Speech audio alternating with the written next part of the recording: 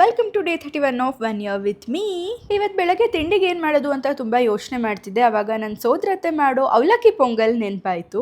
In fact ನನಗದು ತುಂಬಾ favourite. So ನಾನು ಟ್ರೈ ಮಾಡೋಣ ಅಂತ ಅವ್ರ ಹತ್ರ ರೆಸಿಪಿ ಕೇಳಿಕೊಂಡು ಟ್ರೈ ಮಾಡಿದೆ. ಸಖತ್ತಾಗಿತ್ತು. ಏನಿಲ್ಲ, ಇದು ಮಾಡೋದು ತುಂಬಾ ಈಸಿ. ಅವಲಕ್ಕಿನ ಒಂದು 2-3 ಸತಿ ಚೆನ್ನಾಗಿ ತೊಳ್ಕೊಂಡು ಉಪ್ಪು ಹಾಕಿ ಸ್ವಲ್ಪ ಹೊತ್ತು ನೆನೆಸಿಡಬೇಕು. ಮತ್ತೊಂದು ಕಡೆ ಹೆಸರು ಬೇಳೆನ ಒಂದು 2-3 ವಿಷಲ್ ಬರೋ ತನಕ ಕುಕ್ಕರಲ್ಲಿ ಬೇಯಿಸ್ಕೋಬೇಕು. ನೆಕ್ಸ್ಟ್ ಒಂದು ಪ್ಯಾನ್ಗೆ ಸ್ವಲ್ಪ ತುಪ್ಪ ಹಾಕಿ ಅದು ಬಿಸಿ ಆದಮೇಲೆ ಸ್ವಲ್ಪ ಜೀರಿಗೆ, ಚಿಟಿಕೆ ಅರಿಶಿನ, ಸ್ವಲ್ಪ ಹಸಿಮೆಣಸಿನ್ಕಾಯಿ ಮತ್ತು ಸ್ವಲ್ಪ ಕರಿಬೇವಿನ ಸೊಪ್ಪು ಇಷ್ಟನ್ನು ಹಾಕಿ ಚೆನ್ನಾಗಿ ಫ್ರೈ ಮಾಡ್ಕೋಬೇಕು. ಅದು ಫ್ರೈ ಆದಮೇಲೆ ಅದಕ್ಕೆ ನಾವು ಬೇಯಿಸಿಟ್ಕೊಂಡಿರುವಂತಹ ಹೆಸರು ಬೇಳೆನ ಹಾಕಿ ಚೆನ್ನಾಗಿ ಮಿಕ್ಸ್ ಮಾಡಬೇಕು. ಅದಾದಮೇಲೆ ನೆನೆಸಿಟ್ಕೊಂಡಿರುವಂತಹ ಅವಲಕ್ಕಿನೂ ಹಾಕಿ ಎರಡನ್ನೂ ಚೆನ್ನಾಗಿ ಕೂಡಿಸ್ಕೋಬೇಕು. ನೆಕ್ಸ್ಟ್ ಇದಕ್ಕೆ ಒಂದು ಸ್ವಲ್ಪ ಕೊಬ್ಬರಿ ತುರಿ ಹಾಕೋಬೇಕು. ಕೊಬ್ಬರಿ ತುರಿ ಬದಲಾಗಿ ಕಾಯಿ ತುರಿ ಬೇಕಾದರೂ ಹಾಕೋಬೋದು, ಬಟ್ ಕಾಯಿ ತುರಿಗಿಂತ ಕೊಬ್ಬರಿ ತುರಿ ಹಾಕಿದ್ರೆ ರುಚಿ ತುಂಬಾ ಚೆನ್ನಾಗಿರುತ್ತೆ. ಸೊ ಹಾಗಾಗಿ ಕೊಬ್ಬರಿ ತುರಿ ಆ್ಯಂಡ್ ಕಾಳು ಮೆಣಸಿನ ಪುಡಿ ತುಂಬ ನೈಸಾಗಿ ಪುಡಿ ಆಗಿರಬಾರ್ದು, ತರಿ ಇರಬೇಕು.